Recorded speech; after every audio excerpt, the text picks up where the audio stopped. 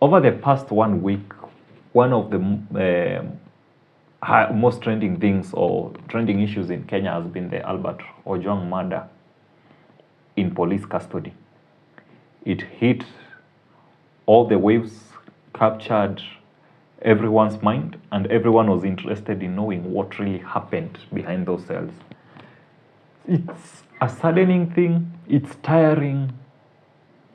It's those things that you feel akiwoje, you don't know how much you can do. What is it that you can do enough?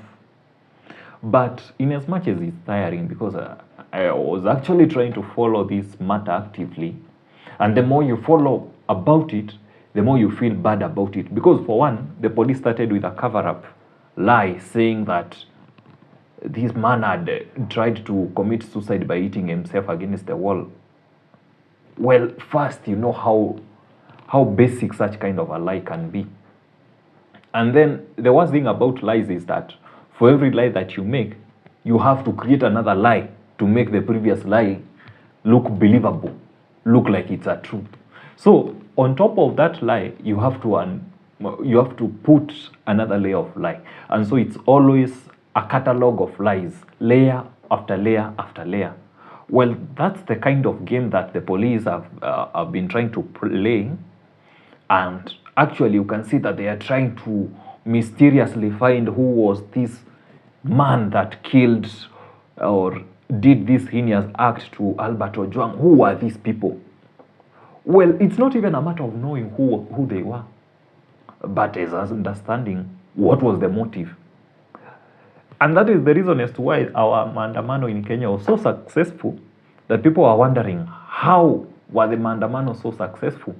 It's because it's gotten to a point where Kenyans are tired, especially the Gen Zs. Gen Z are experts in everything. They're an accountant, they can do investigations, and actually it's not Gen Zs, it's your average Kenyan. Akona hiyo knowledge. Amewatch movie, anajua what it is to do an investigation. Anajua ukitaka kuinvestigate murder, lazima utafute motive. Sasa wewe unakimbiza na who killed who the dog that ate my homework, who tampered with the evidence, who deleted the CCTV footage. No, what was the motive? Let's start from the known to the unknown. Simultaneous equation inaweza solve murder ya Albert Ojwang, lakini watu hawataki kufikiria. Anyway, mtanua tu mafala, but huku online tu tutajua kwa ground tujue who really is responsible for Albert Ojwang. Tutajua tu, we will do our own investigations and we'll get to the bottom of the matter. Well, the good thing about it is that in as much as they are trying to conceal this information, is that we can feel that Albert's blood is still haunting them. And it's haunting them in a big way, because Albert is really bailing for his killers. He's giving them sleepless nights. I can imagine there's someone who is like, haki ya nani? I've killed so many people, but why is this one? Why is it that this one has a lot of problems? Well, maybe you didn't think that you are killing someone's only son. So biblically, maybe you were killing Isaac.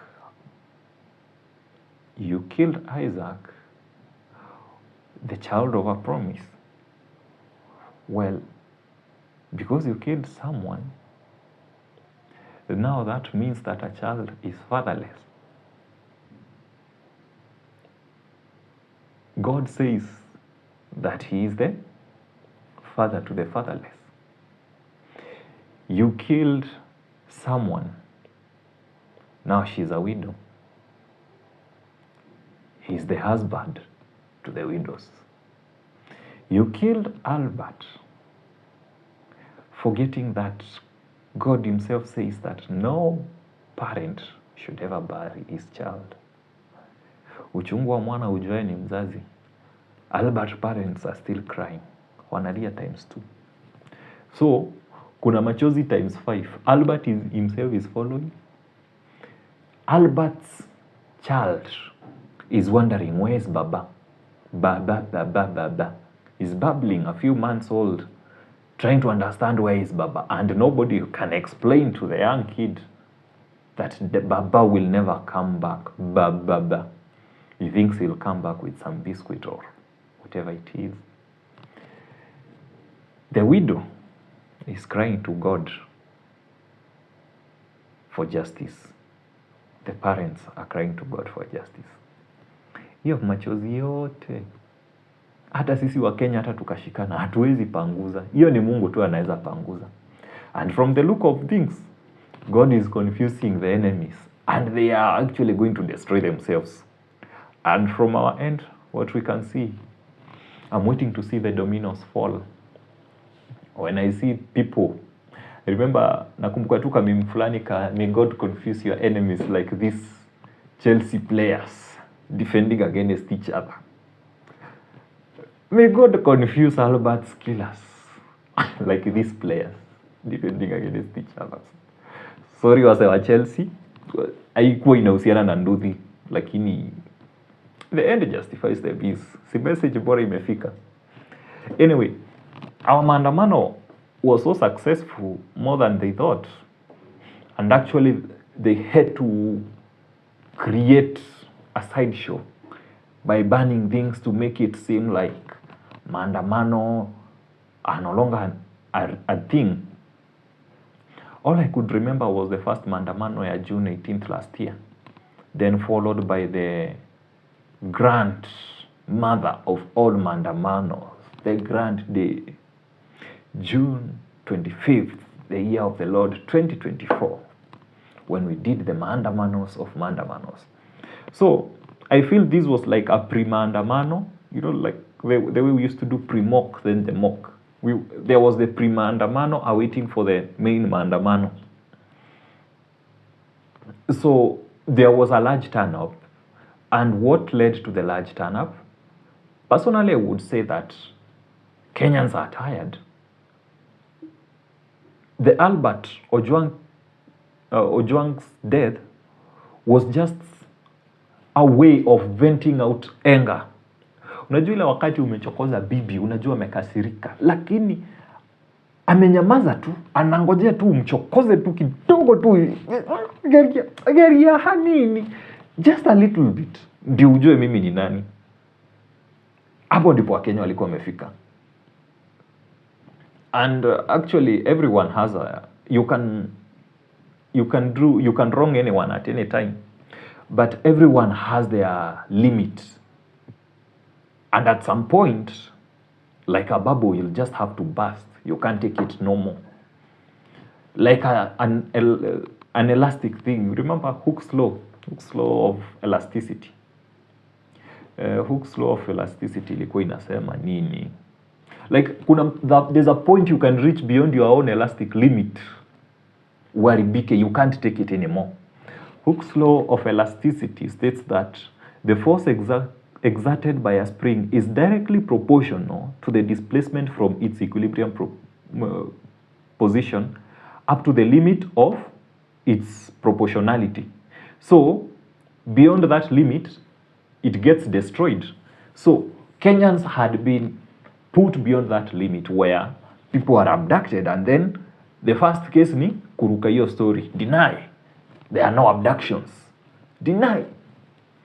Oh, there are abductions, but we are sorry. They won't happen again. I promise. Kanchit can die. It will never happen again. Then it happens again. Kiasi. People are, the walls decided to turn violent against the inmate and other stories. That hiyo kubeba ufala is what got people beyond the elastic limit, and they actually showed up in large numbers. And if actually I was the government, I would be worried. I would be like, we need to fix things fast. But it seems that the government has their own way of fixing their issues. But one thing, in as much as we talk about the Albert Ojwang issue and it's tiresome, at least there's always something to be proud of as Kenyans. I stumbled upon Dudubaya's video online trying to explain our court system. And I couldn't really help but feel, oh yeah, in as much as we might be complaining about the issues about Albert Ojwang, we are still ahead of our neighboring countries, mbele kiasi. And it's always good to hear someone praising you or getting hearsay that I heard someone talk about you. And all they had to say were nice things. And then wajekelea zile za aki mimi na vile najionanga niko mbaya, sijui siko perfect. Kumbe there's someone who notices something about you and you really didn't know. Well, Dudubaya had some kind words to add some nzuri. Alikuwa dudu zuri. Dudubaya aliamua to bite the right way towards Kenyans. Ama Dudubaya ni ati unajua ungeongea vibaya, unajua vile tungemukde. Tell us why. Anyway, listen to what Dudubaya had to say about our court process. Kwa watu ukishafika mahakamani, polisi wale wa kituoni waga wa usiku ujue tena. Kuna polisi ambao ni wa mahakamani tu. Wao wanatoka majumbani moja kwa moja wapi? Mahakamani. Kwa hiyo wale wa kituoni wakishakufikisha mahakamani wanakukabidhi, unakuwa chini ya polisi wa mahakamani, wao wanaondoka. Hawana habari na wewe tena. Kwa hiyo unakuwa chini ya wale. Ukikosa dhamana mahakamani, ndio unakuwa chini tena askari nani? Magereza. Ndio unaenda mahabusu magereza kama umekosa dhamana au kama umefungwa. Can you feel how Dudubaya kwanza anapaka makeup kwa hiyo story yote ya explaining on the summons, ati vile tunaprocessiwa OB, tunapewa kijikaratasi, anaelezea mambo ya Attorney General, and above all, actually further in the video anaelezea of how we are learned venye sisi tumesoma. Well, you can feel the way people from Tanzania or the others wanashanga, then Kenya must be way ahead. Actually huwa nasikia ati wanaochingi bunge ya Kenya ni kama venye sisi watu na watch news za maju CNN na BBC. How true is that they look at us and wonder, hey, people of Kenya, you can speak against your president in parliament and you still survive. Ugandans still wonder how we can have democracy. Talking about democracy and all these things that have been happening, I came across Femi Kuti's video akiongelelea democracy. Hebu sikia vile alisema about democracy, because that thing got me wondering. I wonder now, what you mean? What could democracy mean now? Can you explain to us? Listen to what this man had to say about democracy. Now, I mentioned democracy. Now, in English man will say democracy. But if the African man wants to say it in broken, he will say democracy. Listen now. I never thought of the word. I said crazy. That's now I saw craziness. I said I could not see let my people see that democracy really is not that word, that is really madness, you know. So I said, now I started to sing. I said, I start to think of this word democracy. Democracy.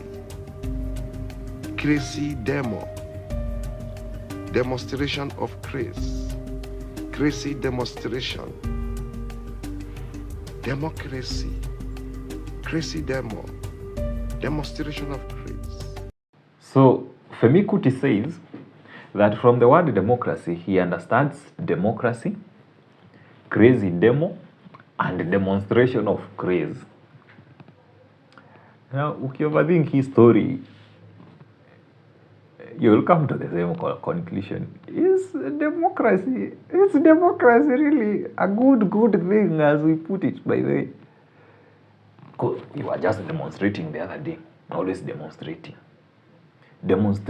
We always demonstrate how crazy we are by the kind of crazy leaders we elect. And actually, democracy makes us crazy for power, don't we? What is the nexus between craziness and democracy? For those of us who read Henry Gibson's play An Enemy of the People, Dr. Stockman would say that a majority of the people majority of the people are the ones that are not bright, that the minority are the ones who are bright. So imagine being led by a majority, who most of them, according to Dr. Stockman, were not the bright ones, were not the elite brain-wise in society. Food for thought.